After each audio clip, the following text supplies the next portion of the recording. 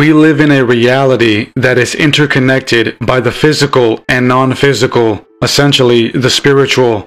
The non-physical would be everything that operates on the quantum level, like particles and waveforms, or that which is unexplainable by materialist science.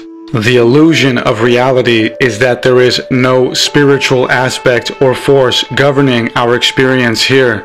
Within this illusion, we find all our experiences to be real, and they are. However, what real is has been redefined over time.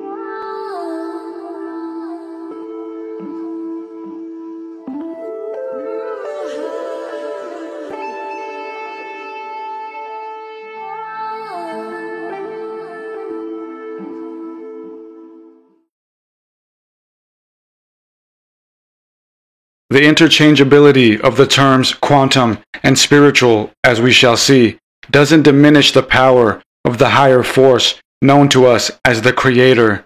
The situation at hand is that we are here. We are governed by institutions on this planet, yet there is a higher divine power that governs all things. The trap or sinister agenda of the shadowy elite, if you will, is to keep the illusion efficiently running. By slavishly agreeing to the institutional narrative about life and never questioning the physical reality, we limit ourselves by the illusion and in turn weaken our potential to know God and our true power. When I use the term God, I mean that in the most general of sense to denote the absolute creator of all. All the ancient religious texts speak of a creator and a process of us being placed here in this universe for some particular purpose. In this illusion, we find a sort of game being played out, a program. The goal, it seems, would be to beat the game and win in the end. Whatever that means or how that is done is up for interpretation. To understand the complex nature of the simulated reality we may live in, we must understand the cohesion between the mind and body. Through the mind, we experience reality, and through the body, we are contained in it. The central reality we all interface with is virtual. It is made up of the collective programming of the shared sub-psyche. In a letter to a colleague, Carl Jung used crystals and their structure as a metaphor for the archetypes and the psyche. He stated, "The word archetype is thoroughly characteristic of the structural forms that underlie consciousness, as the crystal lattice underlies the crystallization process."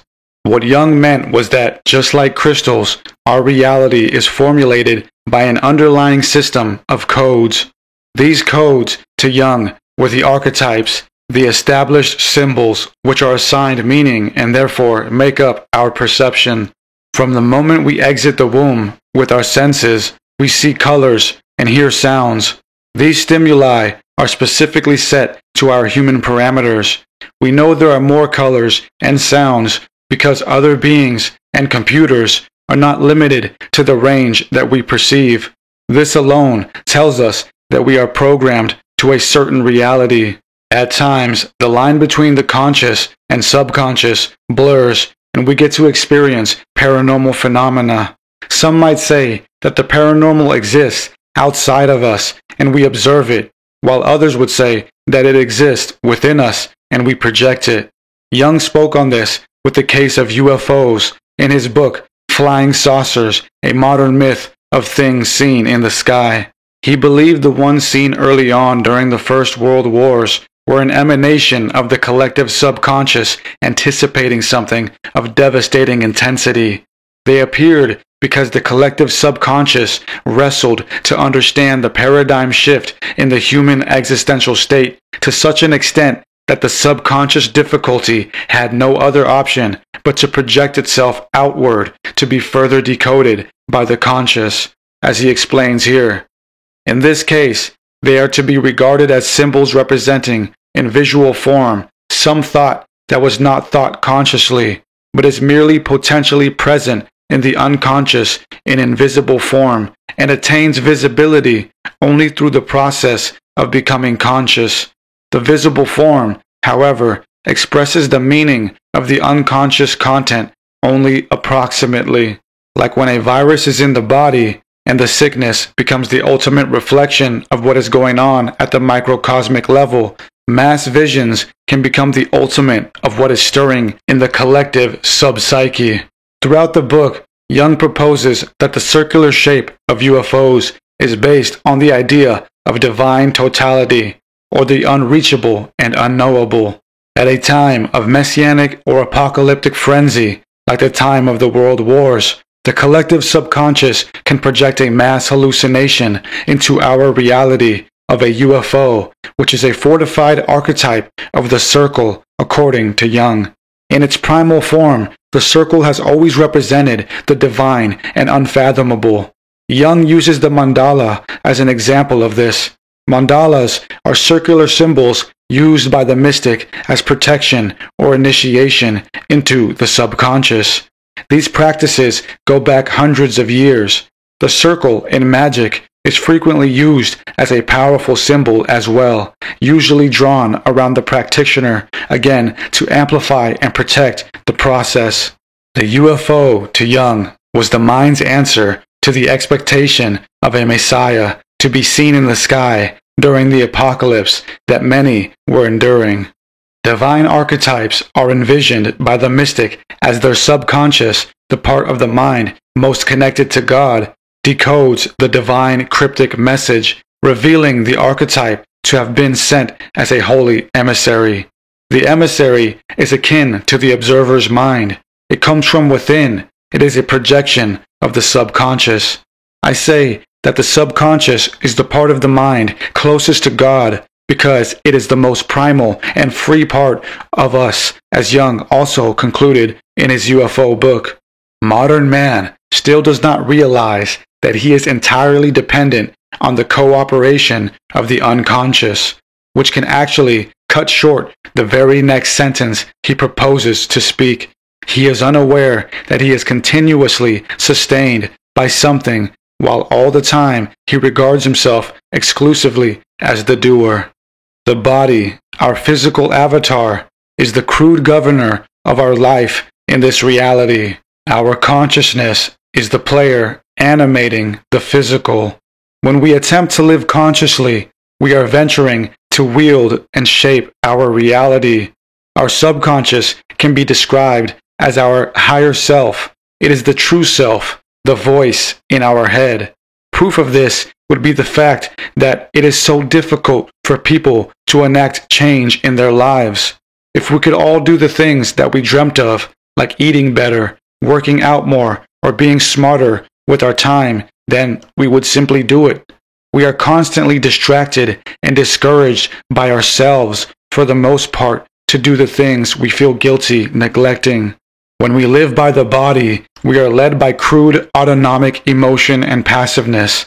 We can't truly change our reality until we consciously change our deepest self, the subconscious program. Jung's second half of his explanation of archetypes and crystals is equally important. Crystals are formed from lattices. The lattice is the basic 3D unit structure formed by particles at the atomic level within a crystal.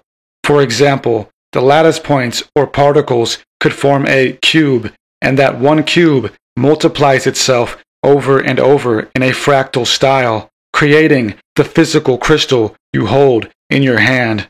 The lattice contains all the information needed to replicate and pass on the growth plan to form the finished crystal.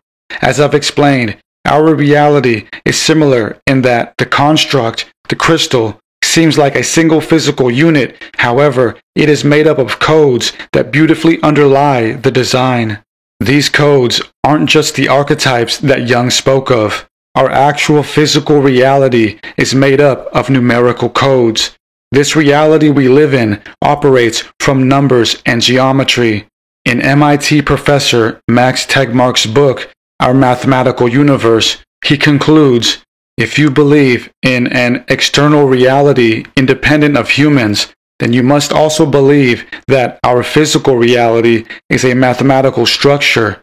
Everything in our world is purely mathematical, including you.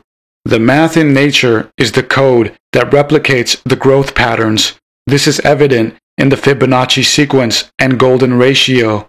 For example, a tree twig is a replicate of the tree branch, which is a replicate of the tree itself. The Fibonacci sequence is also related to what is known as the golden ratio, which is 1.618. The ratio between Fibonacci's numbers as they increase tends to harmonize to 1.618. This ratio is special because when it is plugged into a natural growth pattern, it not only follows the Fibonacci sequence, but very often creates the usual spiral or double spiral we see throughout the micro and macrocosm. The geometry part of our simulated reality comes in with the abstract arrangement of the integers and equations in the finished product. For example, the circular human egg produced through conception splits off and replicates this process until it creates a human baby. Within the human baby is the Fibonacci sequence and the golden ratio. And perhaps the most obvious proof of the fractal nature of life is the fact that just like the many twigs branching from the tree, humans reproduce themselves from other humans, a never-ending fractal of people. The usual 9 months it takes for a baby to be born would be a form of a systematic and numerical program that is embedded in nature. This is an equation involving numbers and geometry. Life may seem random and chaotic, but when we take a deeper look, everything is set to certain divine parameters to be sustainable. Interestingly, most scientists generally believe that the blueprint for life stems from DNA. But this has been challenged over the years. In the 1980s, author and researcher Rupert Sheldrake proposed that DNA was not the fundamental building block by which all things are dictated their form. He understood that genes, the carriers of DNA, come equipped in the unit cell structure.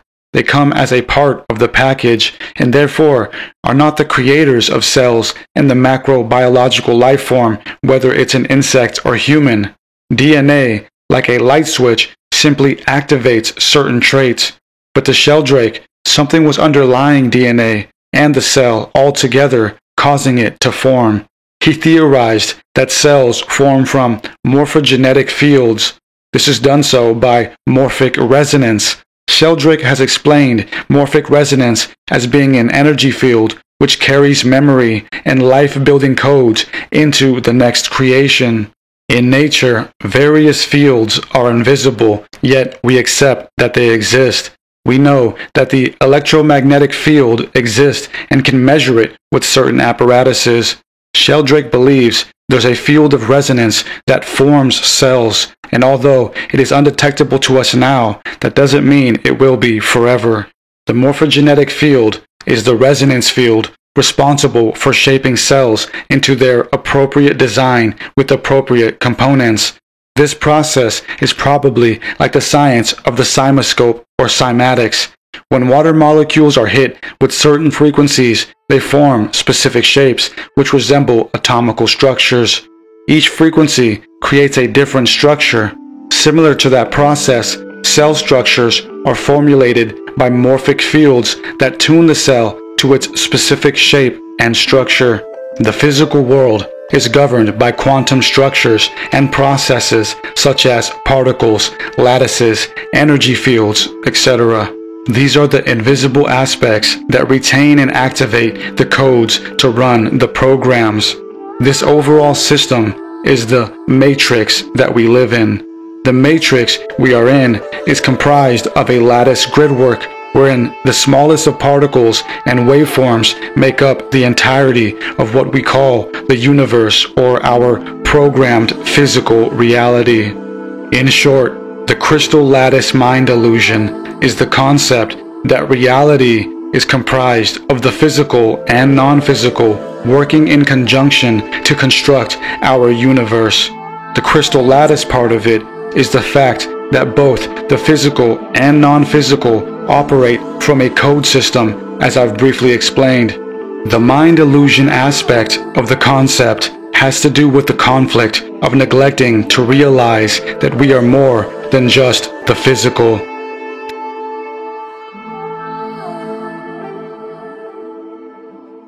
The oldest of creation myths The Babylonian Enuma Elish, the Egyptian pyramid and coffin text, and Hindu Rig Veda all speak of a primordial watery darkness from which the Creator self-emerged. In the Babylonian Enuma Elish, we are told that before anything was created and before anything was named, Apsu created the first elemental gods with the help of the feminine Tiamat. It is said that their waters mingled, and through this process the elemental gods were born. Interestingly, the opening lines stress that nothing had yet been named. This idea of the spoken word is a theme we will find throughout many religious cosmologies. In the overall Egyptian creation myth, we are told through the pyramid and coffin texts, with the former going back to the 3rd millennium BC, that in the beginning there was watery darkness. From this watery darkness emerged the first being, Atum. Atum then later created the elemental gods by speaking with the Nun, the watery darkness. Atum was a sort of androgynous being who was self-created and sort of brought forth the first gods from out of itself. The Rig Veda, the earliest of Vedic Sanskrit texts going back to 1500 BC, speaks of creation in its Nasadiya Sukta, praise of knowledge. This text speaks of a cosmic water that preceded all things, and from this watery darkness sprang forth the One who created all living things. Of course, all three of these cultural creation myths are reflected in the Torah's opening lines, where we are told God created the heavens and the earth. In the opening passage, we are told that God's Spirit was hovering over the primordial waters when he declared, "Let there be light." In each of these creation stories, we find three key similarities: primeval watery darkness, a self-created being, and life spoken into existence. This wateryness was the source ether, the cosmic ether, which is the source connectivity, the mother of all wave channels. Different imitations of the primeval cosmic water could be the ocean, radio waves, thought waves, wind, the morphogenetic field. It is the spirit of all things. The spirit itself isn't conscious. It only allows the availability of consciousness, just as the ocean itself isn't alive but allows life to form. The self-created God was the source of all consciousness, which is the mind that animates the connective underlying waves. For example, a radio has radio waves, but it's only static until the broadcaster taps into them. The Creator was the first mind and ego to identify with self. The third aspect of creation was the vibration or manifestation of physicality. Although we would tend to think of vibration and the cosmic ether as the same, they are fundamentally different. This is explained in quantum physics. Vibration is the action or animated state of a particle. Particles make up all physical reality. In quantum physics, we have what are called phonons. Phonons are waves of many particles vibrating. Therefore, when the ancients spoke about God creating through word, this reflects what we know to be true about the physical realm today. The entire physical realm is made up of vibrating particles. Vibration represents the physical world, and in the creation myth represents the Creator's ability to form matter at will. Thus, these three components seemingly materialized in sequence, but essentially all at once. Through the spirit or cosmic ether, the Creator was formed, and through the Creator, all physicality was made manifest through the action of vibration or word, the Om vibration, as we shall call it. The Greek philosopher Plato informs us about the illusory nature of reality throughout his various works, such as his Republic. In what is commonly known as his theory of forms, he realized that everything in the physical realm is a facsimile of a pure and original master copy. In a simple example, we can draw a sun on paper. No matter how good the artist is, it will always be nothing more than a representation of the sun. All the representations of the sun, whether on paper or in film, are copies and renditions of the real thing. The sun is the form, the original and master embodiment of all the sun copies. When we look at a painting of a sun, we know it represents the sun and not an orange fruit, because the form or original carries what Plato called the essence. The copies carry a disfigured fractal of that essence. The form of anything carries the enigmatic essence or blueprint of what makes all the other copies like it. In the same thought, Plato questioned whether all physical life was just then a projection from the essence of all things. In his famous cave analogy, Plato explained that we here in this matrix have become so used to viewing life as physical and completely material that we have forgotten the essence or source of it all. We think we are experiencing all that there is, but by definition of the crystal lattice mind illusion, all reality is a program projected from the essence, the ancient matrix.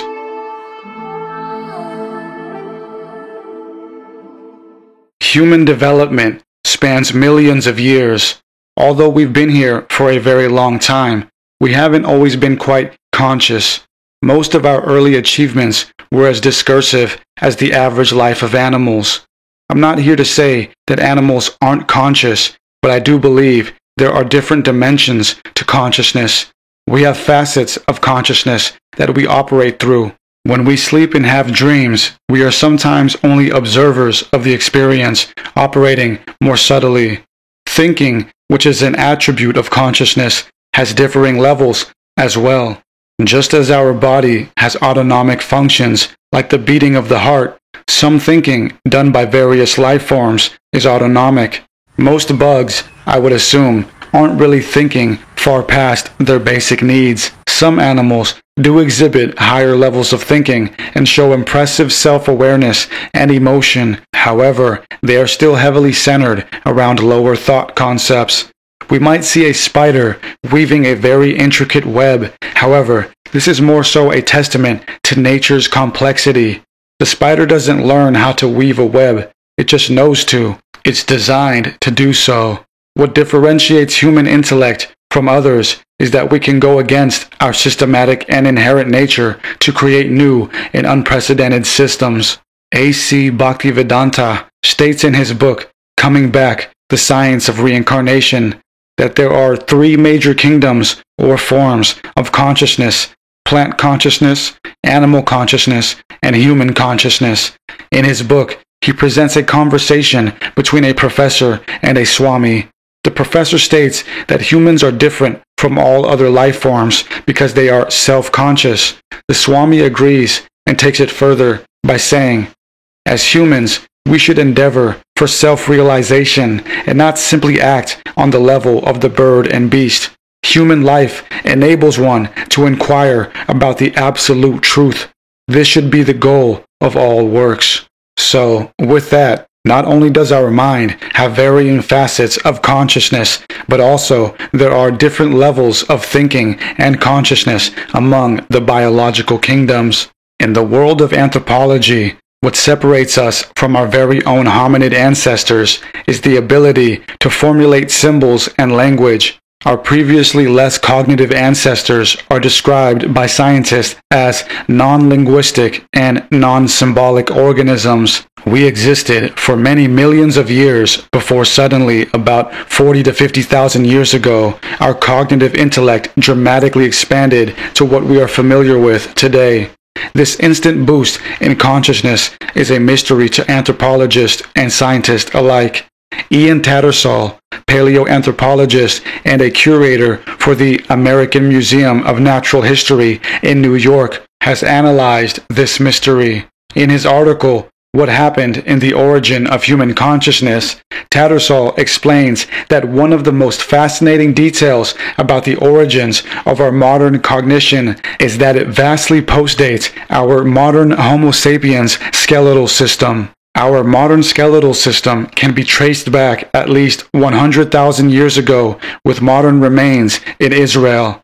So, for millions of years, we weren't even Homo sapiens. Then about 100,000 years ago, we developed the current Homo sapiens skeletal structure. And then 50,000 years ago, we suddenly gained consciousness in the way that we view it now.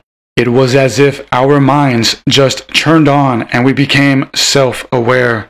This is evidence that the upgrade in our cognitive ability was not due to some slow process of evolution. It was instigated by some outside force.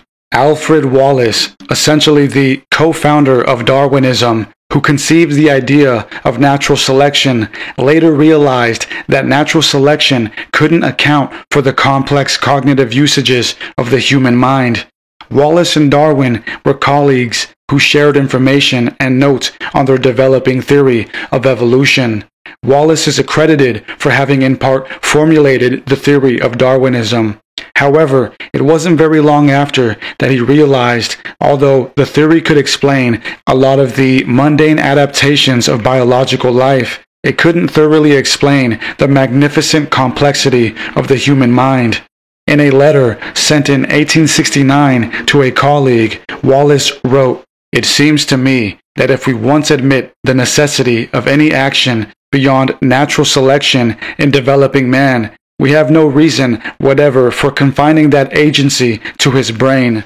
On the mere doctrine of chances, it seems to me in the highest degree improbable that so many points of structure, all tending to favor his mental development, should concur in man alone of all animals." In a letter to his colleague, E.B. Poulton, which wasn't publicized till after his death, Wallace goes on even further with his views, stating, "I know that non-human intelligences exist, that there are minds disconnected from a physical brain, that there is, therefore, a spiritual world. This is not, for me, a belief merely, but knowledge founded on the long-continued observation of facts, and such knowledge must modify my views as to the origin and nature of human faculty." In various writings of Wallace's, such as his Miracles in Modern Spiritualism, he revealed certain mystical experiences he witnessed. In attending various seance parties throughout the mid-1860s to early 70s, he saw various unbelievable phenomena. He beheld tables levitating, objects moving, and even beings materializing in front of him and the rest of the party, whom they sometimes conversed with. What's fascinating is that some of these feats were deliberately called upon by certain mediums, some with more experience than others. In some cases, certain mediums would materialize certain strange beings, which would then shortly be absorbed back into the medium's body. This was a testament to the power of the mind and showed that consciousness was far more mysterious and powerful than some measly occurrence of natural selection. In what was Wallace's final addendum to his long research on natural selection, The Limits of Natural Selection as Applied to Man, he concluded about consciousness that if a material element or a combination of 1,000 material elements in a molecule are alike unconscious, it is impossible for us to believe that the mere addition of 1, 2, or 1,000 other material elements to form a more complex molecule could in any way tend to produce a self-conscious existence. Wallace was not convinced that mere particles could formulate the complex and powerful uniqueness of consciousness.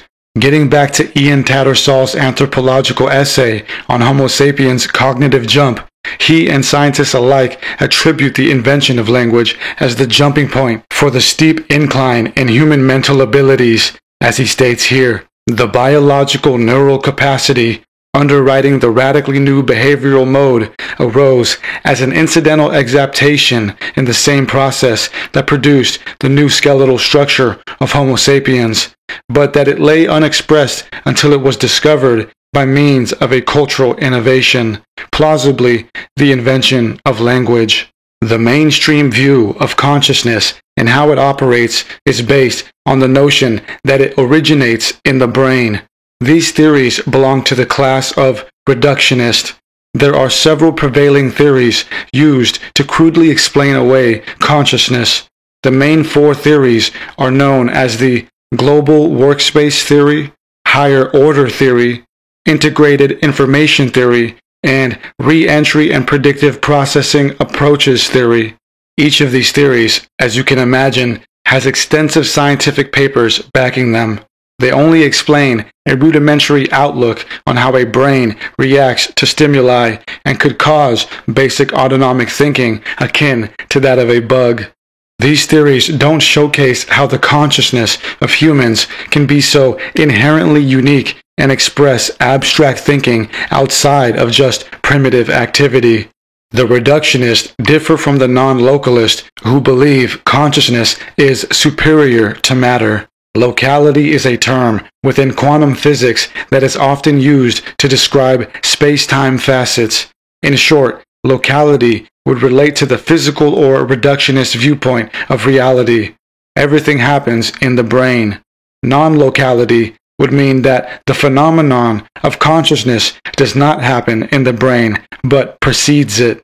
Vernon Knepp and Ed Close, both highly respected academicians with doctorates and many publications on the subject of the mind and reality, have proposed that reality is constructed of 9 dimensions, as quoted by Dr. Knepp in an article for Newswire. It appears that our current concept of reality is incomplete. Dr. Close and I have demonstrated that we live in a 9-dimensional finite reality, not just our traditional 3 dimensions of space happening in a present moment of time. We experience physical living in our restricted 4-dimensional finite reality, but the rest of our reality appears to be hidden beyond our direct view. Yet these additional dimensions might provide many keys to life as we know it and explain many of the mysteries of science. They presented this theory back in 2011. In this model, we live in a finite 9-dimensional reality that exists within an infinite mainframe. The infinite mainframe, or main power source, for the 9 dimensions is consciousness, more specifically, infinite or source consciousness, as they explain in another paper titled The Controversy of Conventional Scientific Materialism versus Integrating Multidimensionality, the Infinite and Consciousness. 9D plus science makes a big difference in solving the many ostensibly insoluble conundrums of SMP physics. This existence includes a consciousness that most in the physical reality don't even realize exists, because it likely reflects a pervasive higher consciousness mainly outside the brain. This extended consciousness interfaces continuously with our finite reality. It reflects both the infinite continuity, but it even occurs at the most fundamental quantized level. This hidden force is the infinite source that manifests the physical world, from the very subatomic level to the biggest of macro structures. They coined this force the Gimel, as they explain. Gimel is the connection between consciousness, life, and the atomic structure, and that the potential for conscious life existed in the mutable mass and energy of quarks even before they became the first protium atoms of physical reality. Mathematically, Gimel necessarily has to exist in union with any particle in the universe for that particle to be stable. Without Gimel, the spinning vortical atoms would be unstable and asymmetrical about their axes and would, in effect, fly apart.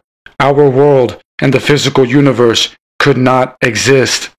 The reductionist point of view doesn't explain non-local phenomena or the vast uniqueness of individual identity and experience. It doesn't conclusively explain the origin of consciousness, and that's because, like the non-localists have detailed, consciousness seems to be superior and antecedent to the physical world. It only has the illusion of being controlled by the brain in this reality. The brain is the physical representation of who we are in this matrix, but the brain doesn't exist. Science teaches us also that everything we see is a mere representation of vibrating information that our brains pick up, process, then project into a form. If this is so, then our brain, which is also a physical object, is a mere representation of some energy field we are processing. But that would be a paradox. How can our brains process themselves as an image and project it? If all we are is a brain, then if we were to take the power of perception away from every living creature, all that would be underlying central reality and the universe would be a bunch of flaccid brains floating in some strange nothingness. The truth is, we aren't our brains. The brain is just a programmed avatar for what we are, which is a vastly interconnected spiritual being with immense ability to perceive and interact with infinity. If the brain and body did just fine, operating on a crude level for millions of years, why then would it need to implement consciousness and exceed to such high levels, giving it the ability to create abstract structures and systems outside of nature?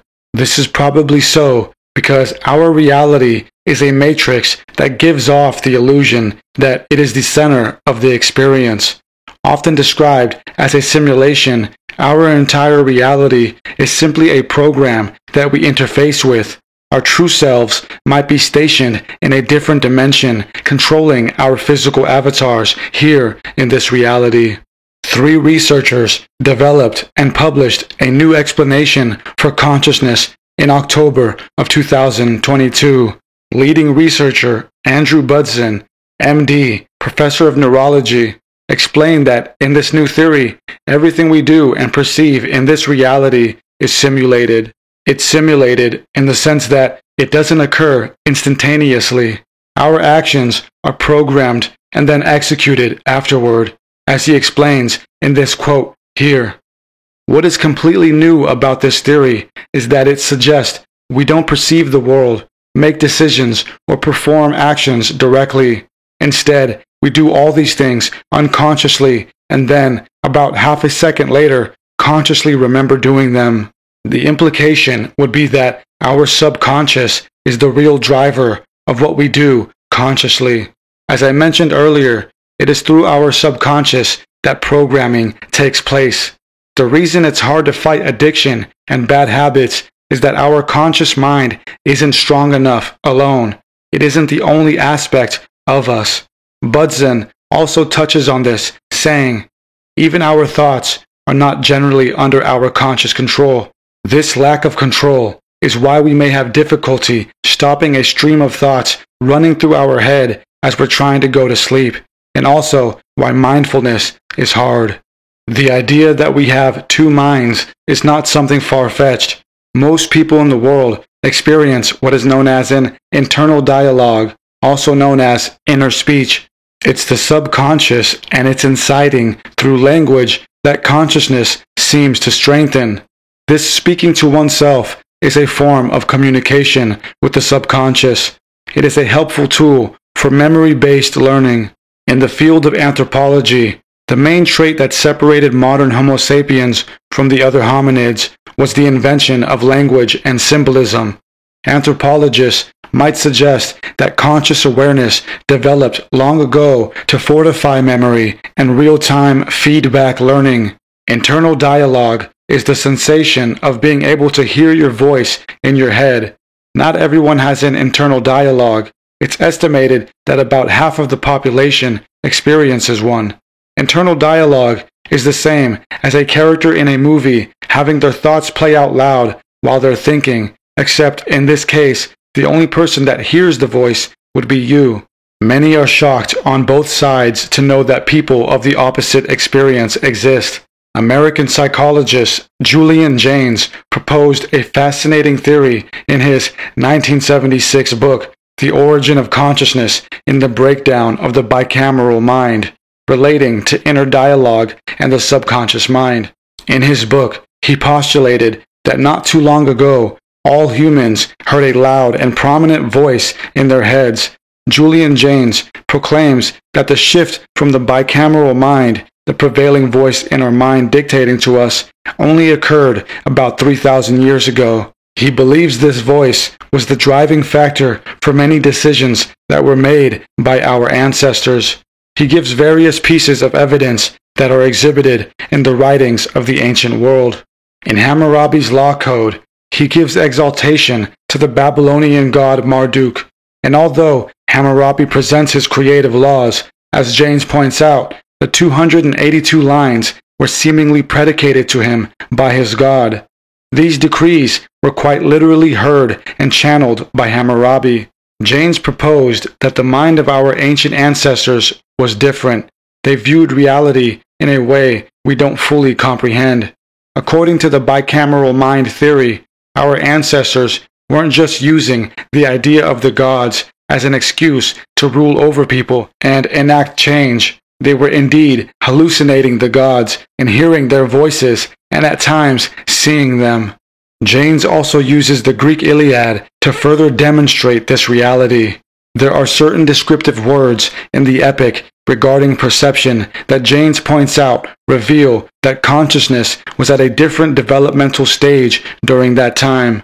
Janes explains that the word psyche, which later in history meant mind, only referred to life substances such as blood or breath. Thumos, which later meant soul, in the Iliad refers to motion. As Janes points out, for example, whenever a character in the story stops moving, his thumos leaves him. There are other instances throughout the language of the Iliad which showcase a much more rudimentary viewpoint on life. One, for example, is the word nous, which in its later form as nous meant consciousness. Both come from the word noein, to see. In the Iliad, there is a scene where Zeus holds Odysseus in his nous, or watch. The Iliad, as beautiful as it is replete with crude explanations for life, not akin to the later fortified spiritualness of the Hellenistic era. Thus, when we started to become linguistic and symbolic, our consciousness was upgraded. Our brains utilized metaphors in their most esoteric of sense to hallucinate reality and further construct the matrix that we live in today, which revolves around the ideological institutions still based on these ancient constructs. This was a minuscule reenactment of what the Creator did to initiate all life into existence. The Creator spoke all of life into existence through the willpower of vibration. We too, it seems, created our central reality through language and symbols. Money, for example, is a word that is a part of a contextual language of finance. The paper dollar is a physical metaphor for the trust and transaction we trade with each other. It's not necessary for life, but we created it to be a part of our central reality. Consciousness is a mystery. It is what defines us as humans, yet we can't agree on where it originated from and how it developed to such heightened states. Infinite consciousness that resides in all things through resonance precedes physical reality. Therefore, our consciousness, which is a fractal of the source consciousness, should also precede physical reality. This means we simply are not our bodies. We've been programmed to be here, called to be here, and sent here. Just like any other program, software and hardware are often upgraded. Our consciousness might not fully be developed and could still be unfolding into an even higher state of awareness. One system of belief that offers a unique philosophy in this regard is that of the Kabbalah. Kabbalah, translated as reception or tradition, is the esoteric teaching of the Torah. In Kabbalah, God is also known as Ein Sof, the Endless One, or Infinity. There is also a tale told in Kabbalah known as the Shevira, or breaking of vessels. In this tale, Ein Sof is an unfathomable light, the light that permeates all things and gives them existence. This light, God, attempted to create a universe before this one and intricately placed parts of itself within the physical vessels that would reflect its light via other beings or planets, whatever it desired. But its light was too much to bear, and all things shattered, not being able to withhold the essence of Ein Sof. In the next universe, this one we are currently in, the Ein Sof committed what is known in Kabbalah as Tzimtzum, self-limitation. In the Ein Sof's second attempt at creating a sustainable universe and reality, it had to sustain some of itself, its light, to give everything else a chance to thrive and express its being to the fullest.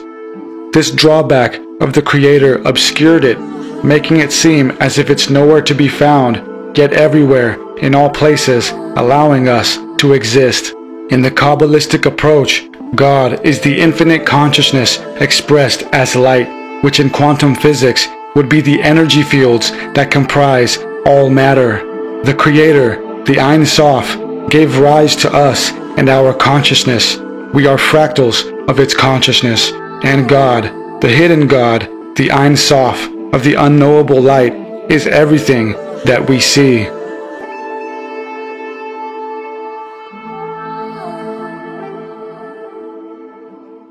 Consciousness is us, though it might not be all that we are. Our bodies have autonomic properties that we don't control. Our minds have varying aspects that we don't always have control over. The self that we are and identify with is just one component of the spiritual machine, the human body and mind. With the spiritual machine, we interface with reality. We have barely begun to understand the non-localist phenomena and science which demonstrate that consciousness is separate and superior to matter. If the ancient matrix was the true beginning of all things, then all things are in one way or another a fractal or reflection of the first consciousness, God, if you will. Erwin Schrödinger, 1887 to 1961, a famous theoretical physicist, Nobel Prize winner, and pioneer of quantum physics, was also known for having controversial non-materialist views at a time when the materialist reigned supreme. Schrödinger believed that there only exists one mind in the universe and everything else is an illusory split perception of it. He stated this in what is probably his most famous quote: "The total number of minds in the universe is one." In fact, consciousness is a singularity phasing within all beings. Schrödinger also believed that consciousness preceded matter and could not be explained by materialist science, as quoted here. Consciousness cannot be accounted for in physical terms, for consciousness is absolutely fundamental. It cannot be accounted for in terms of anything else. The ancient matrix is expressed throughout the universe and in clever ways is disguised as other forms of energy and power. The game of physical life is willpower, the ability to obtain and retain one's destiny. The mind power that we interface with is the one consciousness, the creator consciousness of the ancient matrix. But in the physical realm, second to the mind is the galvanizing power that is represented as energy. Our daily lives are sustained by various energy grids, such as the electrical grid, the internet grid, and the mechanical machines that run from fuel sources. But the entire universe runs off a basic set of grids that we call the four fundamental forces of nature. They are called the electromagnetic force, weak force, strong force, and gravitational force. The electromagnetic force is a combination of electrically charged particles, objects, or biostructures which produce a magnetic field. The weak force, also known as the weak nuclear interaction, is the force that is responsible for particle decay or transition. The strong force, strong nuclear interaction, is what squeezes and holds together all matter from subatomic particles to atoms and thus our physical structures. The fourth and final force is the gravitational force. The particles that make up the gravitational force as of now are only theoretical. The other forces have been observed and tested in many experiments. However, the gravitational force can only be detected by its effects. It's invisible even to our most advanced technology. Gravity is the force that causes objects in the universe, both micro and macro, to pull and spiral toward each other. It's the force that sets the proverbial clockwork into motion. With the four forces, we have electricity, emissions, structure, and clockwork, the four children of the ancient matrix's cosmic ether, which are all forces of ethers in their own right. However, there could be another powerful energy grid that exists throughout the universe that could be tapped into and used as a free energy source. From that energy grid, fantastic capabilities could be gained. Governments around the world for centuries have attempted to build efficient and powerful weapons and systems, trying out various power sources for them. Example, fossil fuels, radioactivity, solar power, and other types. With the recent UFO disclosure around the world, particularly in the US, we've been witness to a unique energy source, one that seems to have anti-gravity properties and some sort of advanced self-energizing power source. Although these recent events have been the first time many people around the world have seen such incredible technology on display, it might not be the first time many governments around the world have been acquainted with it. The American military and intelligence sectors have been studying and working on building anti-gravity technology since at least the 1950s. The modern timeline of the US military intelligence work on anti-gravity systems starts with George S. Trimble, Vice President of RIAS, Research Institute for Advanced Study, in the 1950s. RIAS was a branch of the Glenn L. Martin Company, which converted into the Martin Marietta and eventually into the now infamous Lockheed in 1995 to form Lockheed Martin. Lockheed Martin and its branch, Skunk Works, have been rumored over the years to be involved with reverse engineering extraterrestrial craft to construct anti-gravity machines. Ben Rich, former head of Lockheed Skunk Works, is widely quoted as ominously stating, "We now know how to travel to the stars. The Air Force has just given us a contract to take ET back home." Lockheed is a massive American corporation with work and advancements in aerospace, arms, defense, information, security, and technology. Former Nevada senator and leader in the Democratic Party, Harry Reid, once told The New Yorker that he believed Lockheed had in its possession fragments of a crashed alien craft. Reid even petitioned the Pentagon some time ago to have access to the fragments and possibly some information on them, to which he received no reply. Trimble, the 1950s head of RIAS, put together a team of brilliant scientists and engineers to tackle the anti-gravity challenges. Trimble was featured alongside his colleagues in the New York Herald Tribune in 1956 in articles written by aviation journalist Ansel Talbert. In one of those articles, Talbert reveals, "The current efforts to understand gravity and universal gravitation, both at the subatomic level and at the level of the universe, have the positive backing today of many of America's outstanding physicists. These include Dr. Edward Teller of the University of California, who received prime credit for developing the hydrogen bomb, Dr. J. Robert Oppenheimer, director of the Institute for Advanced Study at Princeton, Dr. Freeman J. Dyson, a theoretical physicist, and Dr. John A. Wheeler, professor of physics at Princeton University, who made important contributions to America's first nuclear fission project." This was about 70 years ago. We can assume a lot of innovations have been made since those early days. For example, the Defense Intelligence Agency, founded in 1961, has various declassified documents overviewing the theoretical science behind such technology. In what are known as DIRS, Defense Intelligence Reports, we can glean some fascinating assessments done by the agency regarding anti-gravity.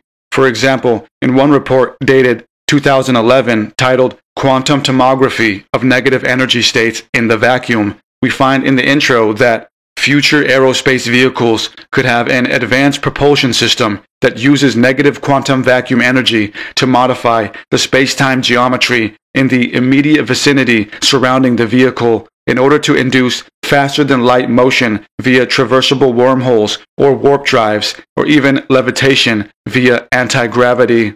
Engineers in the field of anti-gravity, like those at Lockheed Skunk Works or the Defense Intelligence Agency, have begun to realize that UFOs might be utilizing some sort of quantum propulsion that gains energy from the very fabric of space-time. Skunk Works' very own founder, Clarence Kelly Johnson, who designed some of the US spy planes known as the U-2, interviewed the second director in its history, Ben Rich, famous for the ET comment, on the nature of UFOs. In the interview conducted for Mutual UFO Network's journal, Johnson asked Rich how UFOs operate, to which Ben Rich replied, "Let me ask you, how does ESP work?" To which Johnson replied, "All points in time and space are connected." Rich followed with, "That's how it works." This idea of all points in time and space being connected follows the idea of a massive interconnected quantum field which, if harnessed properly, could be used as a self-sustaining fuel system. It would be like a boat moving through water that is constantly fueled by the water it runs through. In the above-mentioned DIR, this idea is advocated by military intelligence as follows: the implementation of faster-than-light interstellar travel via traversable wormholes or warp drives or other anti-gravity forces for propulsion generally requires the engineering of space-time into a very specialized local geometries surrounding the immediate vicinity of the aerospace vehicle undergoing this type of motion.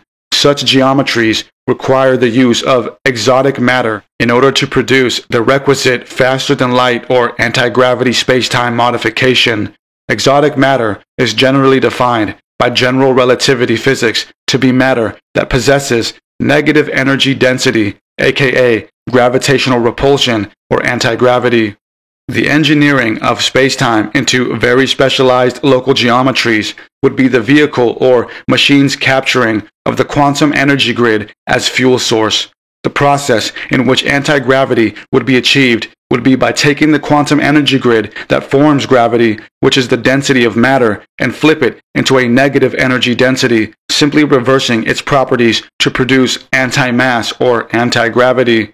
In a now declassified NASA paper from 1979 titled Field Resonance Propulsion Concept, we find further covert assessments of UFOs and the unified field. The paper opens by stating, "A new propulsion concept has been developed based on a proposed resonance between coherent pulsed electromagnetic waveforms and gravitational waveforms, or space-time metrics. Using this concept, a spacecraft propulsion system could be created with potential capability of galactic and intergalactic travel without prohibitive travel times. UFOs are often observed to disappear instantaneously. In a subset of these cases, the UFO later reappears at a nearby location, implying a disappearance from and a reappearance into space-time. The high-speed, right-angle turns, abrupt stops or accelerations of UFOs, and the absence of sonic booms, despite calculated speeds of 22,000 miles per hour or more, suggests that UFOs may generate an artificial gravitational field or otherwise use properties of space-time which we are not familiar with. This field that scientists are looking to discover and harness, which they believe UFOs are using as a fuel source, is the unifying field that sustains the physical universe. Although consciousness is the pure form of what we are, we still have to deal with our lives here in this physical realm.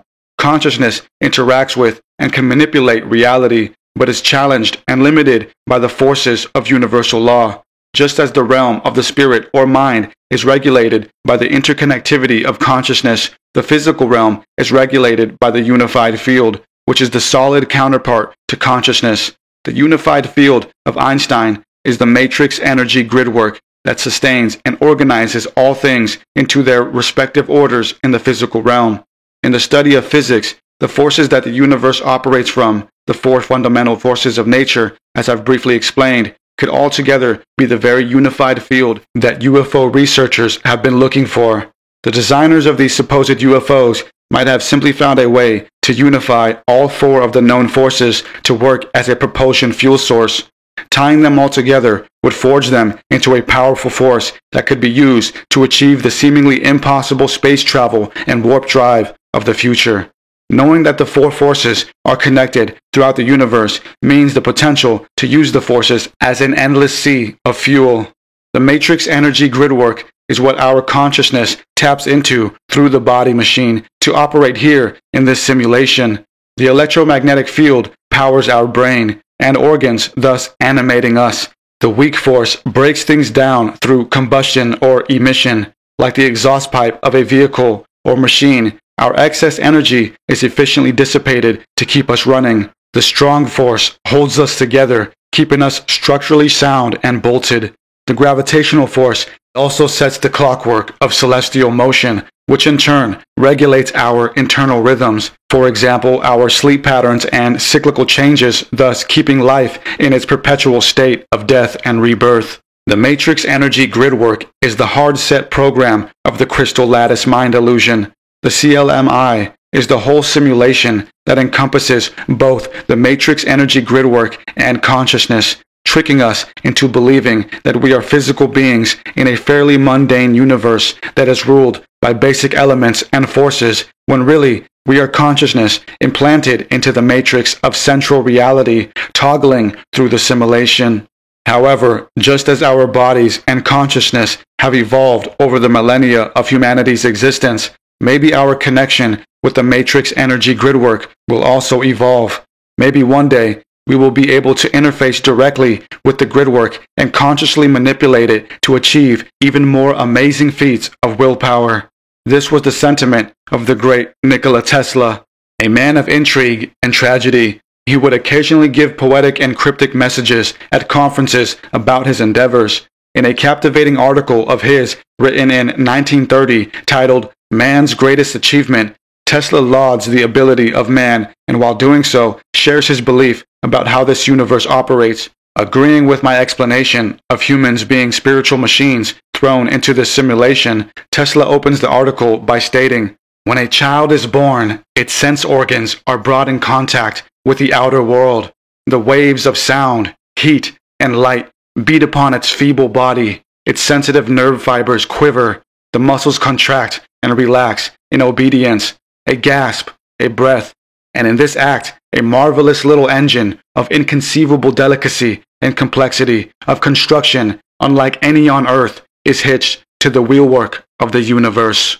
Tesla follows by exalting man's ability to harness nature's power and wield it to his means. For example, he subdues and puts to his service the fierce, devastating spark of Prometheus, the titanic forces of the waterfall, the wind, and the tide. He tames the thundering bolt of Jove and annihilates time and space. Most curiously, he correlates the Hindu cosmological perspective with his understanding of the natural forces. He compares the Hindu Akasha with what he understood at the time to be luminiferous ether, again, the unified matrix energy gridwork, as he astonishingly elucidates here.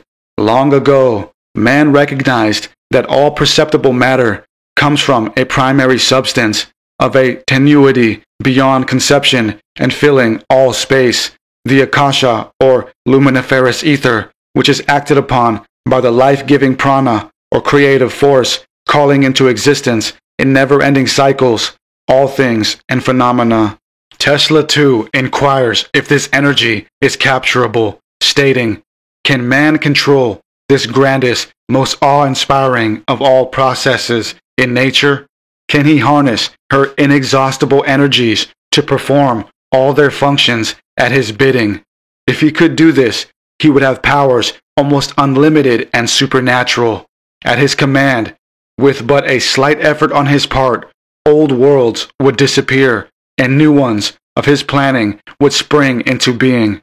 To create and annihilate material substance, cause it to aggregate in forms according to his desire, would be the supreme manifestation of the power of man's mind, his most complete triumph over the physical world, his crowning achievement, which would place him beside his creator and fulfill his ultimate destiny." In 1938, just a short 5 years before he passed away, he excitingly furthered his thoughts on this concept, unfortunately only giving us a hint at what he discovered.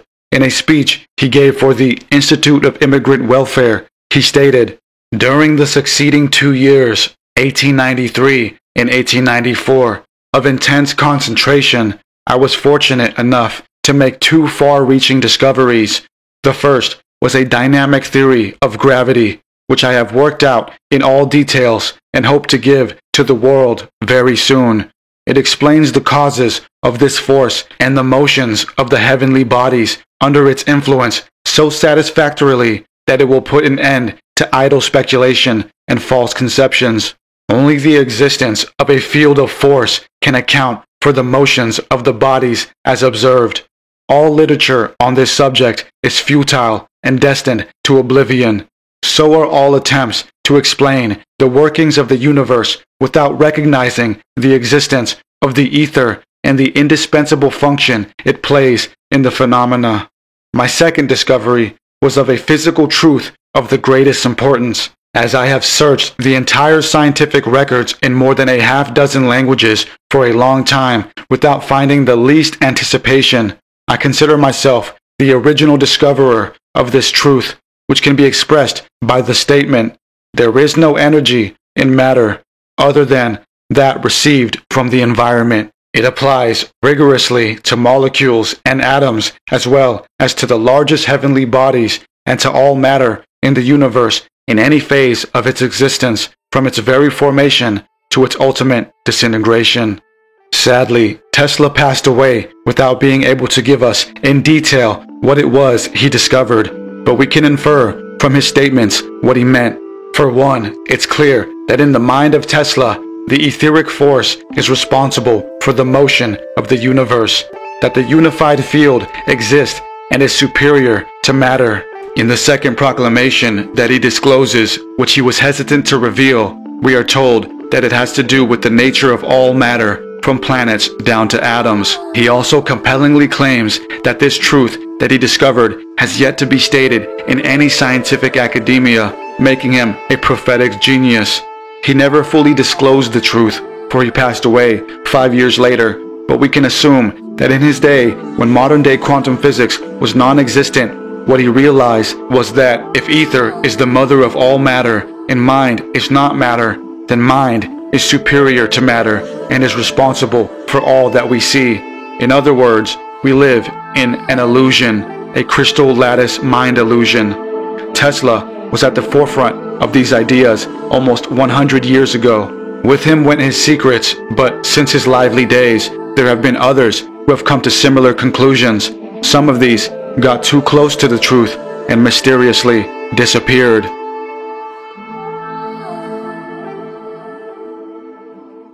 The great yogi Paramahansa Yogananda, who was one of the first to bring yoga to the West, often spoke on the illusory nature of reality. In his Man's Eternal Quest, he states, "The sages of India, since ancient times, have spoken of the universe as a materialization of the thought of God. It is easy to say, of course, that this universe is a dream, but the verisimilitude of life in our everyday experiences makes it nearly impossible for us to believe that the world is nothing more than a cosmic dream. It is necessary that we first develop mind power in order to be able to realize that the universe is actually made out of the thought of God, and that, like a dream, it is structurally evanescent. The proof of physical life being an illusion, actually being made up of spiritual matter, has been presented through quantum physics. Just recently, in 2022, there was a breakthrough in mainstream quantum physics that subsequently proved that our universe is a hologram. 3 scientists, John Clauser, Alain Aspect, and Anton Zeilinger, worked diligently on experiments that eradicated the view of the materialist past. They shared success in receiving the 2022 Nobel Prize in Physics, with headlines like, "The universe is not real." In Scientific American, it's been explained that their achievement was proving that the non-local theory about our universe and thus consciousness is correct. In other words, they proved that reality is an illusion and that matter is a sort of hologram. The actual description of their achievement is as follows.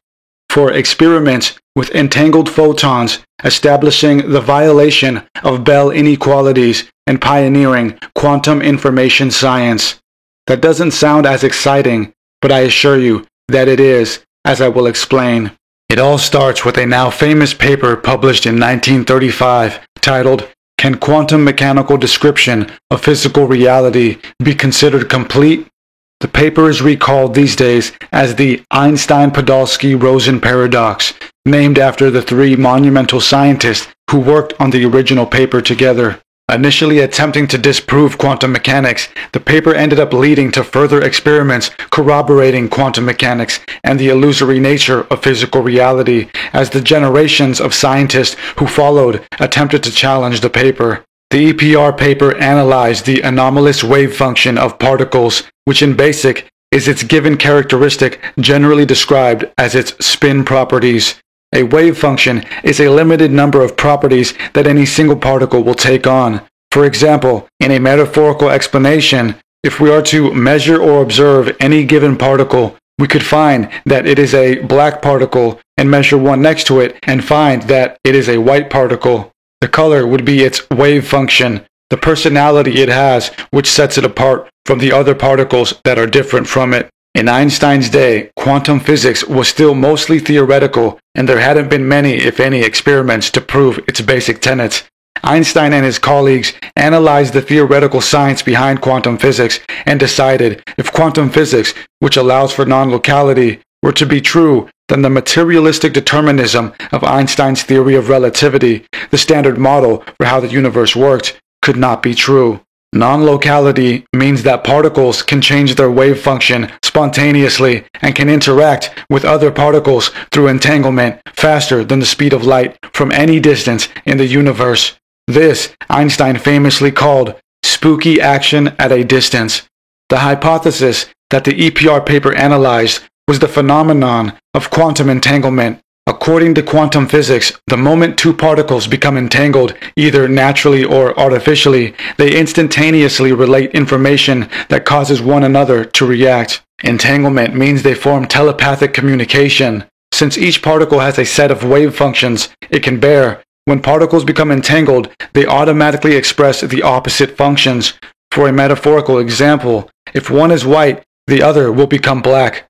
The quantum theory claims that if we were to find an entangled particle that has a counterpart on the other side of the universe, light years away, by looking at the wave function of the observed particle, we instantly are able to know what state the other particle is in without having to travel to the other side of the universe to check. What makes this all the more spookier is that quantum physics states a particle doesn't take on any form or function until we observe it. And because we observe it, then it scurries into a form and instantaneously its entangled counterparticle assumes the opposite form. The 2022 Nobel Prize recipients finalized experiments that they had been conducting over decades that finally proved that particles at their quantum level are in quantum superposition. Superposition means that a particle is practically non-existent or in a state of purgatory awaiting to be assigned a wave function state. It's in a state of infinite possibilities prior to being limited to a dedicated state. What makes a particle appear and assemble into a specified state, example black or white, is the mere observation of it by either human eyes or some photo-capturing device. This strange correlation between us observing the particle and it choosing to manifest essentially means that when particles or objects aren't being observed, that they aren't there, or are some flowing, colorful wave of energy waiting to be downloaded by the mind and projected as an object by the simulation. This realization is immense for so many reasons. The potentiality for the power of quantum systems is grand. Quantum computing could send signals to and from without any impedance. As of now, all of our computer systems run off a binary code of numerical zeros and ones called bits. Quantum systems would run off quantum bits called qubits. A traditional computer requires an exponential amount of processing power to perform just a fraction of what a quantum computer could do. From a spiritual standpoint, it means we could create deep connections with the universe and receive all sorts of information, potentially from the past or future. It seems as if Yogananda was correct in assuming that this universe is but a fanciful dream from the mind of God. It's all just some malleable ether realm. What makes this matrix real is our minds. Our consciousness fuels physical reality. When physicality ceases to exist, our minds still exist. But if consciousness was to disappear, all things would cease to exist. The ability of quantum entanglement could theoretically mean that telepathy is real and possible. This too was tested and proven by a scientist from Mexico who mysteriously vanished in 1994. Jacobo Grinberg was a scientist from Mexico who was on the threshold of producing real results of telepathy and also changing the way we viewed the fundamentals of reality and consciousness. He studied psychology at the National University of Mexico. Afterwards, in 1970, he traveled to the United States where he received his doctorate in New York. Earning his PhD at the E. Roy John Laboratory, Grinberg's work focused on the electrophysiological effects of geometric stimuli on the human brain. In one paper published in 1994 titled The Einstein-Podolsky-Rosen Paradox in the Brain, the Transferred Potential, Grinberg details that he had two people meditate together for 20 minutes. During this meditation, they were asked to feel each other's presence in order to build a cohesive energy entanglement known in the paper as a phase coherence. After this, they were then separated into two different rooms which were protected from electromagnetic energies. One person was then stimulated with a series of flashes to forcibly produce stimulus in the brain. At this exact time, the other test subject's brain produced the exact same stimulus in the brain as if it were being affected in the same way.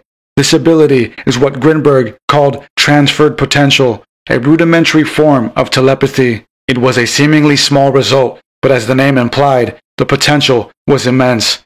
Grinberg also noted that the distance between the two subjects in which the post-stimulus was activated did not weaken the signal or transference, meaning that it wasn't shared particles or entangled energetic brain waves that caused the connection, but something underlying the fabric of reality, something that could be faster than the speed of light. This underlying internet is what Jacobo called quantum non-locality, or the pre-space structure, also called by him as the holographic non-local lattice. Our reality consists of the illusory space-time matrix where seemingly physical objects are perceived to be moving through time. In actuality, it's a simulation played out by our consciousness through our brains. The veiled actuality, where the computations of reality are made, where infinity resides, exists in Grinberg's pre-space structure. When mystics meditate and connect with Source, they are tapping into the pre-space structure where time and space do not exist. Therefore, if two people's consciousnesses are entangled therein, that connection can be used as a quantum non-local medium for telepathic communication. Grinberg understood that this life was illusory and that there was some underlying force or ether that supersedes physical reality. In his paper titled Brain-to-Brain Interactions and the Interpretation of Reality, he states that reality is perceived as a result of a decodification performed by the brain upon the pre-space structure, and as such, it involves an interpretation performed by the brain-mind apparatus. Unfortunately, we never had the chance to see Grinberg's work fully realized. He mysteriously went missing in December of 1994. Another mystic of the late 20th century, Robert Monroe, provided some indispensable work that furthered the non-local field of research. Monroe was a radio executive who began to conduct experiments with specific sound patterns which proved to have effects on the human psyche. On June 9, 1983, the CIA produced a report on the work of Monroe and his institute's theories titled Analysis and Assessment of the Gateway Process. The paper details that the subatomic particles that our physical world comprises are spinning energy fields. These fields can be observed as waves or particles. This is all revealed in the study of quantum physics, as the paper claims. Solid matter, in the strict construction of the term, simply does not exist. The entire human being, brain, consciousness, and all is, like the universe which surrounds him, nothing more or less than an extraordinarily complex system of energy fields. The universe is built upon codes that develop into lattice structures that formulate physical reality, but it's all ultimately a projection from the mind. It's all a hologram.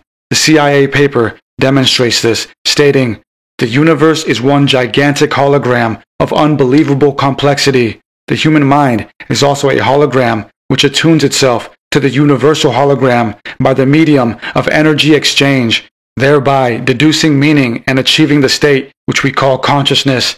As energy passes through various aspects of the universal hologram and is perceived by the electrostatic fields which comprise the human mind, the holographic images being conveyed are projected upon those electrostatic fields of the mind and are perceived or understood to the extent that the electrostatic field is operating at a frequency and amplitude that can harmonize with and therefore read the energy carrier wave pattern passing through it. Contrary to what everyone knows is so, it may not be the brain that produces consciousness, but rather consciousness that creates the appearance of the brain." In a now declassified document by the DIA, Defense Intelligence Agency, titled Project Sunstreak, a branch of Project Stargate, we find an interesting mention of Chinese scientists successfully conducting remote viewing experiments with children. The document states, only one scientific claim of detection of remote viewing is known. Chinese scientists claim to have detected remote viewing during their experiments with children. There isn't anything else said about this instance in the document. In another document pertaining to the same DIA-CIA remote viewing programs titled Developing Psychic Capabilities Among Japanese Children According to the Chinese Way, we find a bit more info. The document briefly states that there was a TBS Vision documentary in Japan with the aim to document a joint Japan-China project to induce ESP among both Chinese and Japanese schoolchildren by Chinese methods. China's modern research into parapsychology, also called somatic science, goes back to the 70s, as well with the work of scientist Leping Zha, who helped normalize the study within academia. His work helped create the Institute of Somatic Science of Yunnan University, which was later founded in 1980. This institute would go on to perform many experiments in the field of ESP. In addition to the university, there is also the more recent International Chinese Parapsychology Association, centered in Hong Kong. Some extraordinary claims have been made by the researchers about their work with blind children. They've claimed to teach children how to tap into their inner spiritual quantum powers to achieve paranormal abilities. In a brief summary article by one of the founding professors, Yifeng Cheng, titled Psi Research in China, we learn of these claims. He claims that the cultivation of the intuitive skills within the minds of the blind children was done so by some scientific experiments and the practice of Qigong. This practice is an ancient metaphysical system of honing the mind-body connection through meditative energy methods, similar to Grinberg's methods of tapping into the non-local lattice via meditative tuning and thus quantum entanglement within the pre-space structure. Qigong uses the life force or energetic field around us to make deliberate changes to our physical bodies. Chang claims that through meticulous training methods, they were able to teach the kids how to see with touch. They were able to decode images drawn on paper and even describe what color they were. Even more extraordinary, Chang claims the children developed telepathic abilities among each other and could collectively move objects with telekinesis. Yifeng Cheng has developed some interesting theories on how parapsychology might be possible. He believed that outside of the four fundamental forces of nature, there was a fifth force, which he termed the thought field. All of this somatic science is possible when we understand that consciousness precedes and is superior to physical matter. It is the mind that creates the physical world and not the other way around. Through the cosmic ether, we can unlock other sensibilities and broaden our consciousness to acquire some amazing powers that can change the physical world we experience. It is no secret now that governments around the world have experimented with parapsychological phenomena.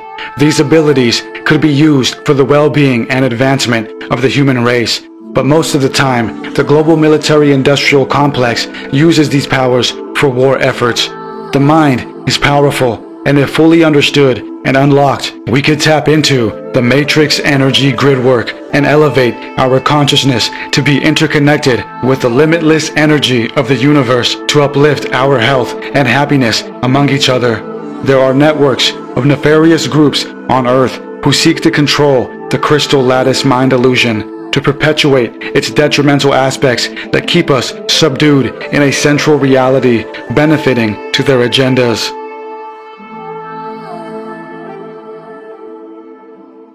The simulation in which we live, as beautiful and majestic as it may seem, could possibly be a perverse and false reality, deceiving us into believing that it is a realm designed by our Creator, when really it's a program designed by a false god.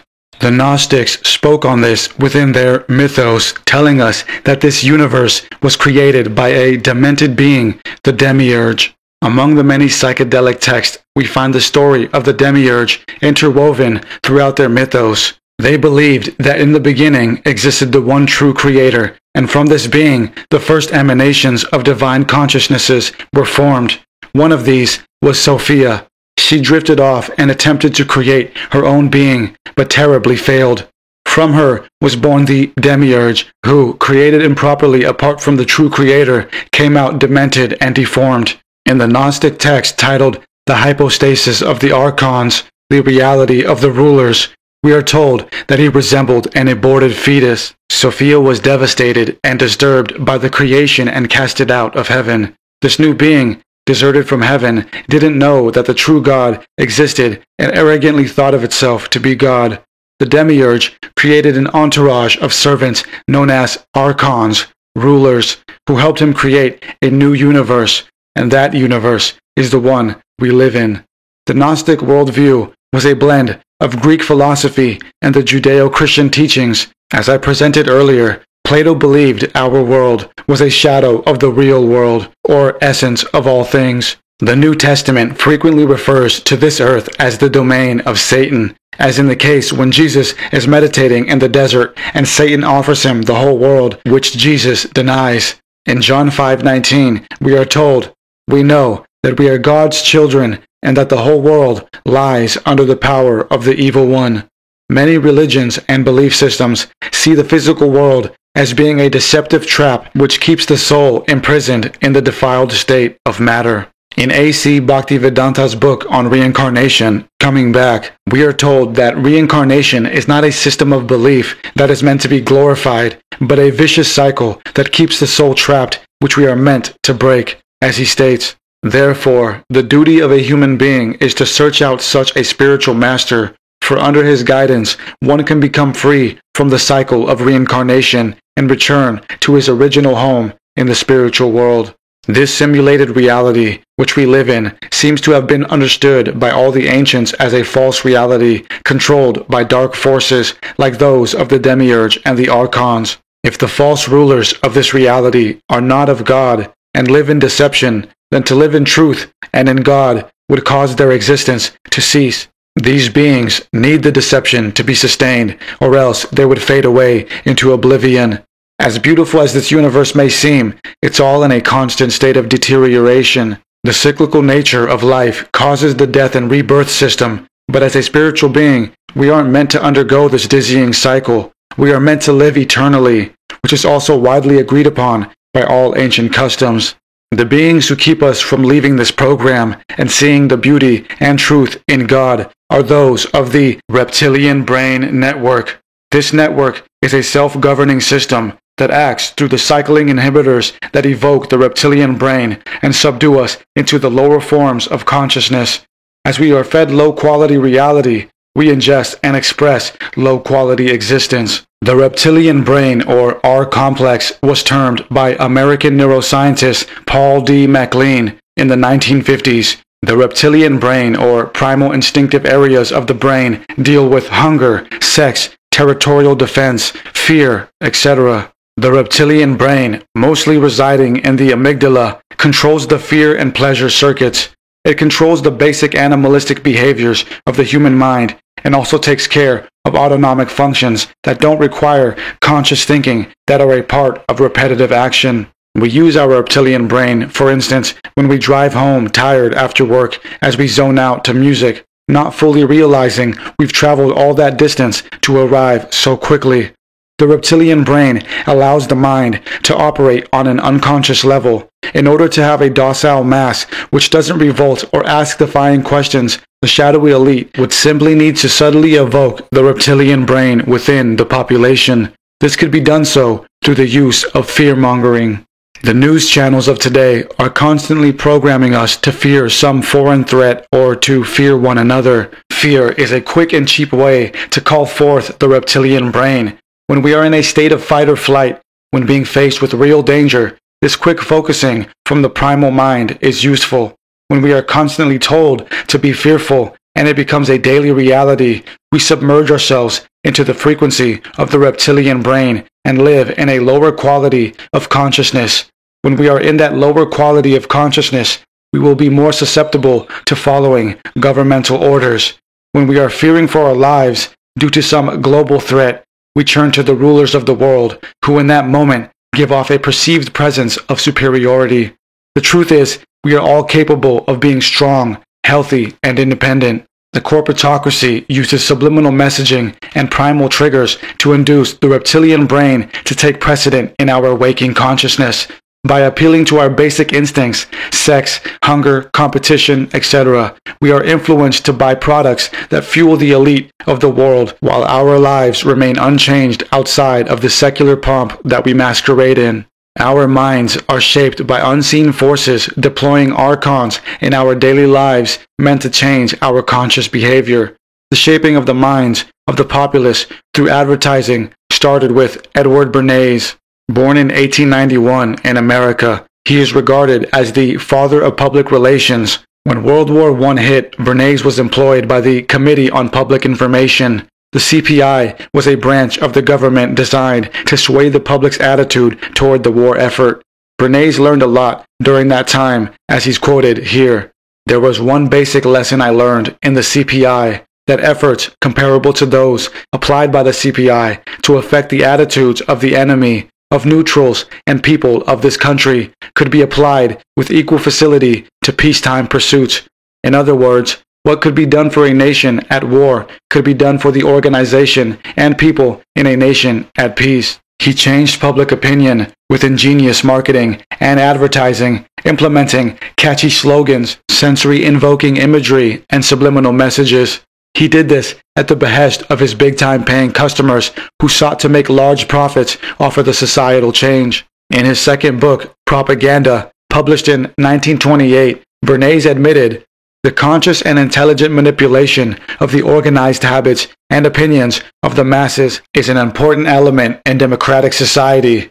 Those who manipulate this unseen mechanism of society constitute an invisible government, which is the true ruling power of our country. With the printing press and the newspaper, the railroad, the telephone, telegraph, radio, and airplanes, ideas can be spread rapidly and even instantaneously over the whole of America. The Reptilian Brain Network has used television through its news consortium to push fear narratives for close to a century.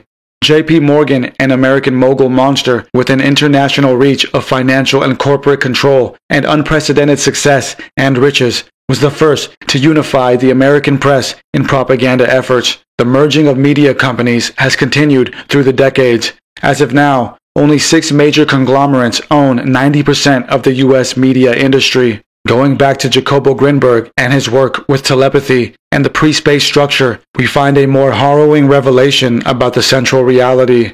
Each person is a conduit for the matrix and therefore could be used to infect or infiltrate it with a desired reality, as is stated here by Grinberg. Each neuronal field, a person's subconscious, is affected by the hyperfield matrix program, and thus whatever happens to any human being has repercussions on the state of everyone else. In other words, we are pipelined from the source of our simulation, and by hacking our minds, we are hacking into the source, or vice versa. If the collective reality exists because we are all conforming to its space-time rules, then anyone who has an invested and profitable share of the entirety of it needs the mass to conform in order for the mundane reality to be sustained. If groups of people were to awaken and shift their paradigm, then the rulers of this reality could simply affect the masses as individual conduits to reinstate the status quo. With the mass downloads and things will get pushed into the source and fed back into the simulation, creating a feedback loop of illusion.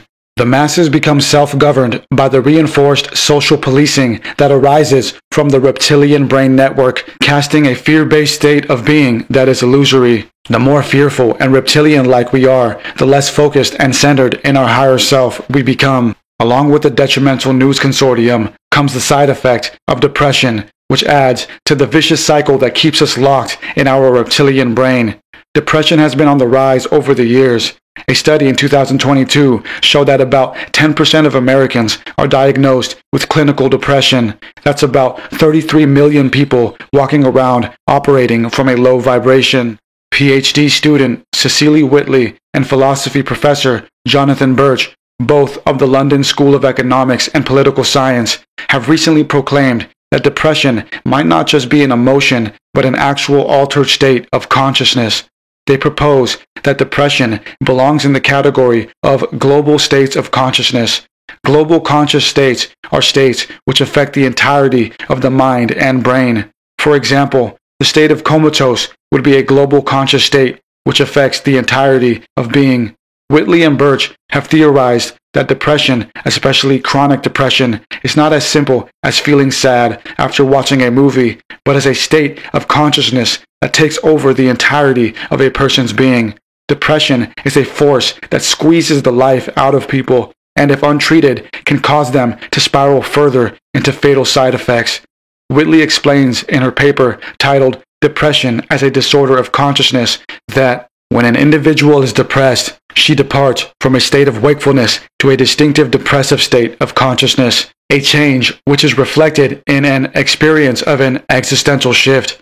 The changes an individual undergoes when she becomes depressed resemble and are changes of the same kind as the changes to her experience that occur when she departs from waking consciousness and starts dreaming. Whitley tells us that depression envelops a person's consciousness and shifts their mind into a lower vibration. Where most people would be living in waking consciousness, the depressed person is living in a subtle and indistinctive reality. At that point, they lose their higher self and individuality and are controlled by the parasitical nature of depression. Turning back to the Gnostic worldview with the archons, we see that the energetic demons are at play in different forms in our modern world. The term archons means rulers. Anything that is controlling or ruling us is an archon. Unseen forces guided by the drive to deteriorate our soul or well-being have universally been regarded as evil, demonic, archonic, etc. Depression is an unseen force. We don't see it physically gripping our lives, but it can and does.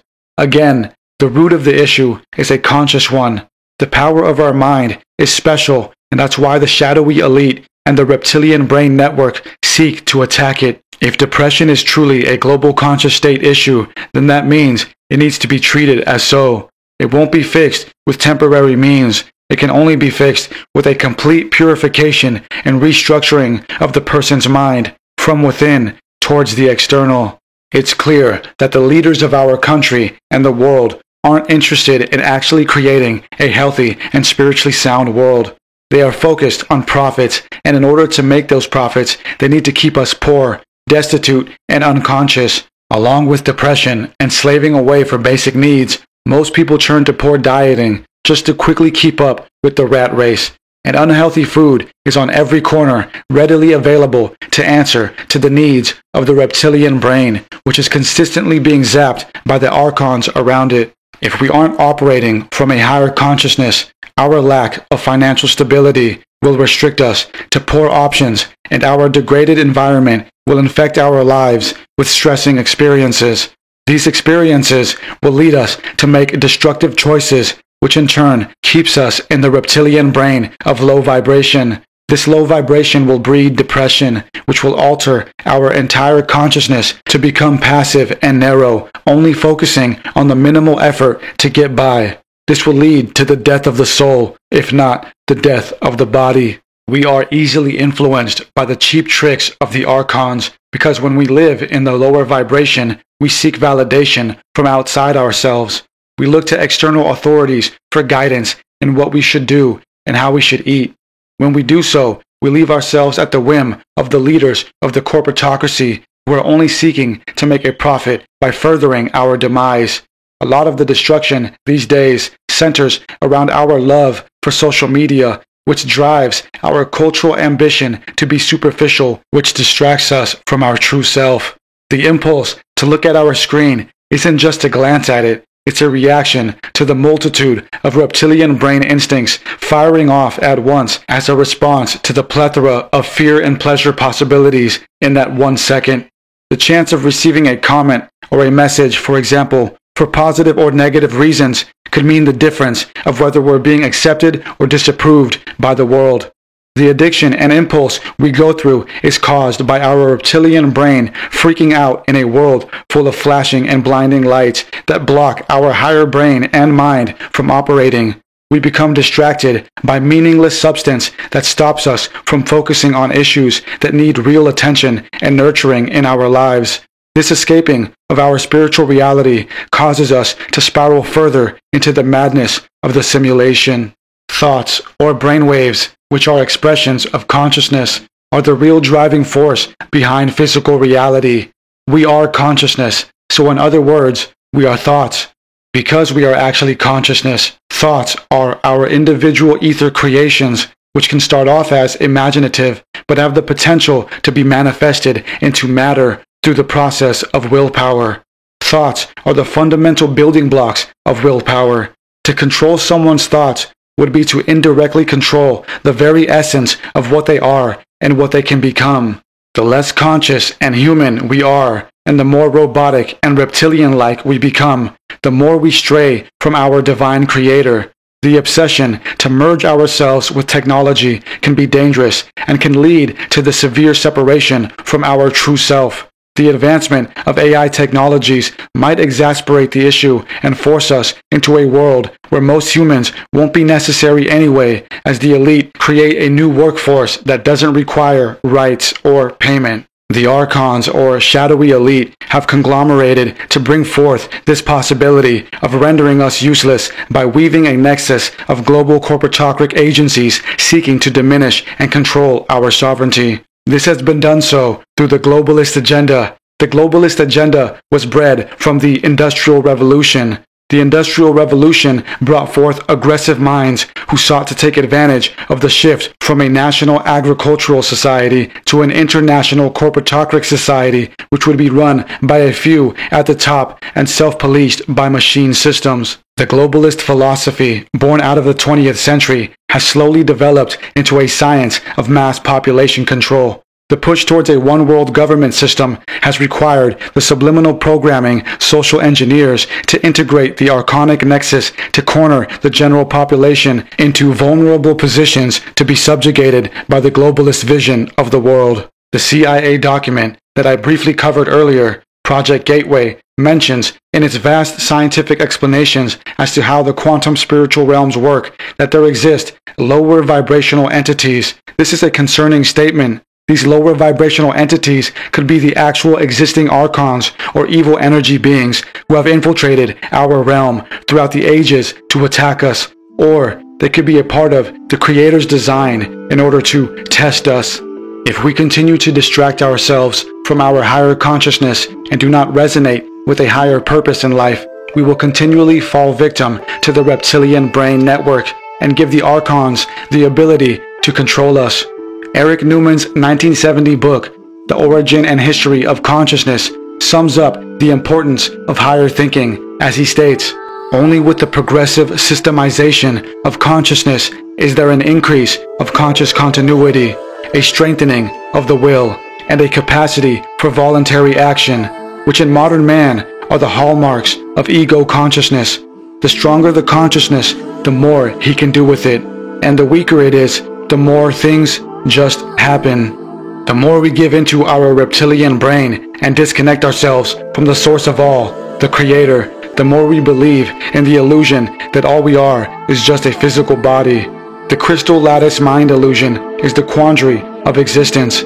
It is the illusion that enables the archons to rule and the gateway through which we can step into our higher self and exit their central reality matrix and step back into the pure ancient matrix with our Creator.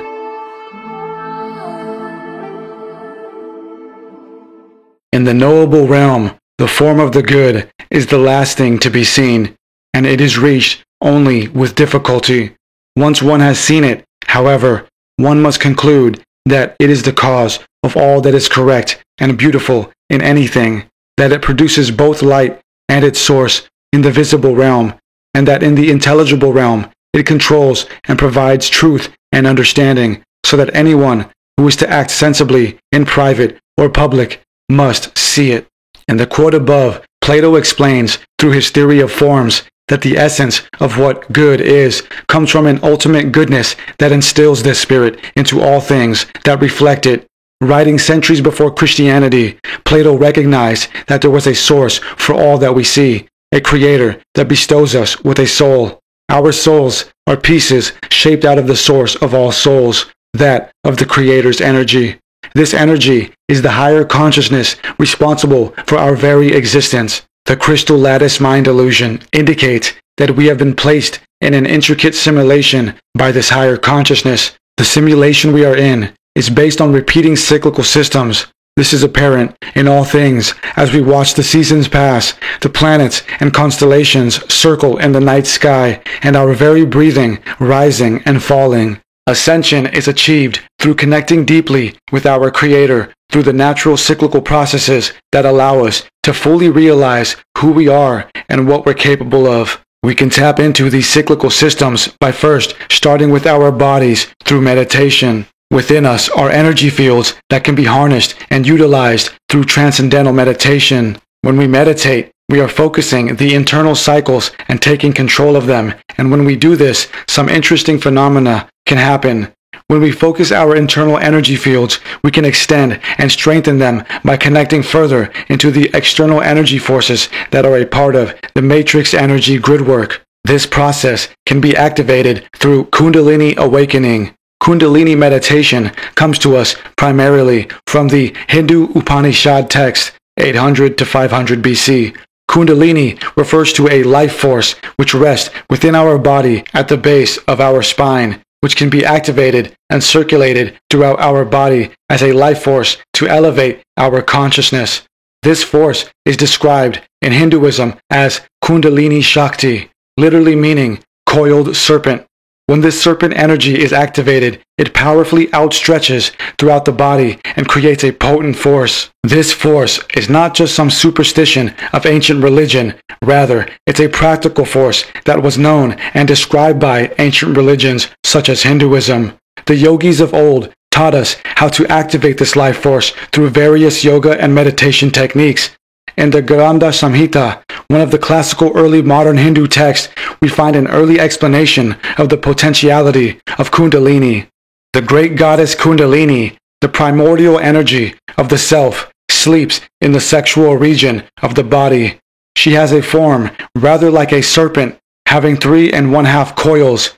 As long as she remains asleep, the individual soul is limited and true knowledge does not arise. Scholars have attempted to draw comparisons with the descriptions of Kundalini and the human anatomical structure for many years. One such correlation is the body's cerebral spinal fluid system. Cerebral spinal fluid is a transparent plasma that runs through the spinal cord, around and in the brain.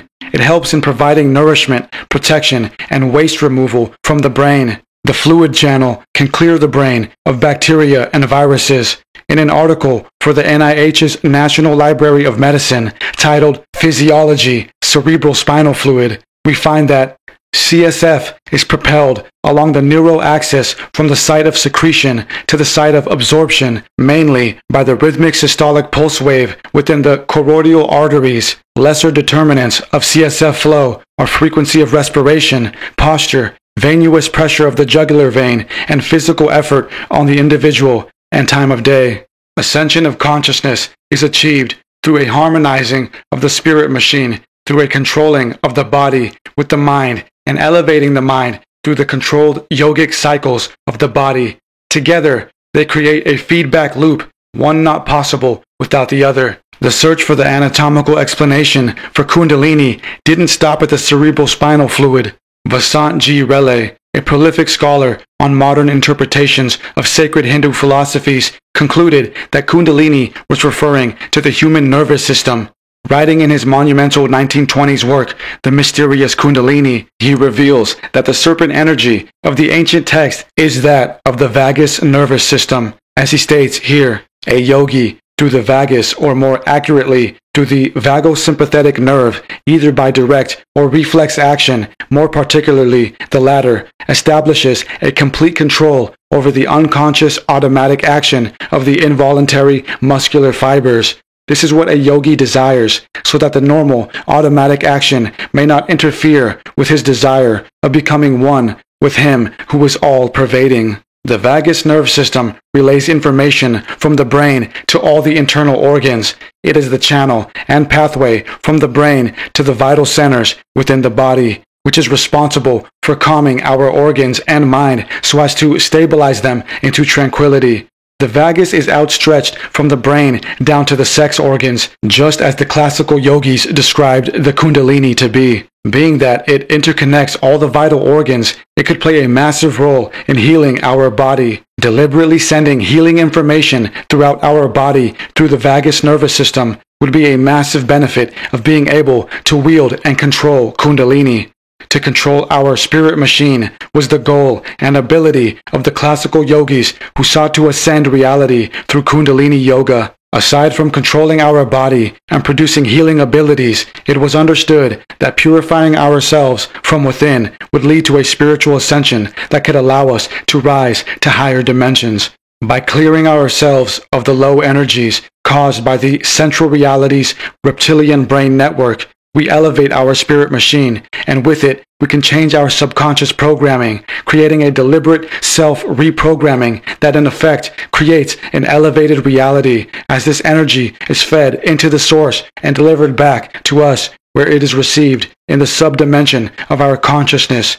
The more we practice raising our overall physical and mental health, the more clear and potent this energy force becomes. All around us are behavior programs that tell us how to feel about certain subjects, and through these, our lives are changed as we are slowly conditioned to accept social norms that may have detrimental effects on our spiritual lives. The forgetting of who we are, in our essence, seems to be a part of this simulation. We don't remember where we came from prior to our current incarnation, and we don't know where we are going. Could it be possible that through heightened consciousness we could retain memory as we pass through the transition of death? Just as we drift into sleep, there is that crucial moment of going from waking consciousness to dreaming consciousness. That quick moment constitutes a sort of death of the mind, which is rebirth into the dream world. In the dream world, we aren't always conscious of who we are in the real life. It takes some effort to become lucid and wake up to who we really are.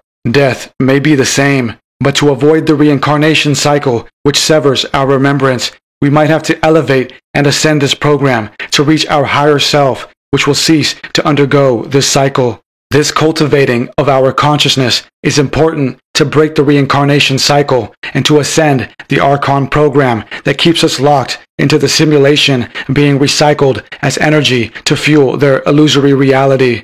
To individuate ourselves, we have to expand our consciousness and see that there is a source, and that it is this source which gives us our identity. Only by waking up and realizing who we really are and where we came from can we truly individuate and pass through the transition of death with an unbroken sense of consciousness and regain our infinite and immortal higher self. To build and remember our essence is to retain our infinite self, which is always existent, but only forgets so, as the energetic transference between death and rebirth swipes the lower vibrating consciousness that has not obtained ultimate willpower.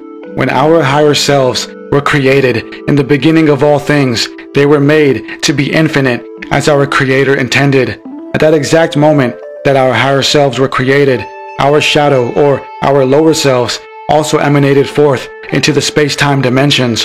The I that we perceive to be here on this earth is really the lower self. Adding to this, our avatar in this matrix also cast a shadow down into the lower realms, and that mind is truly a shadow self, catching all discarded and suppressed emotion.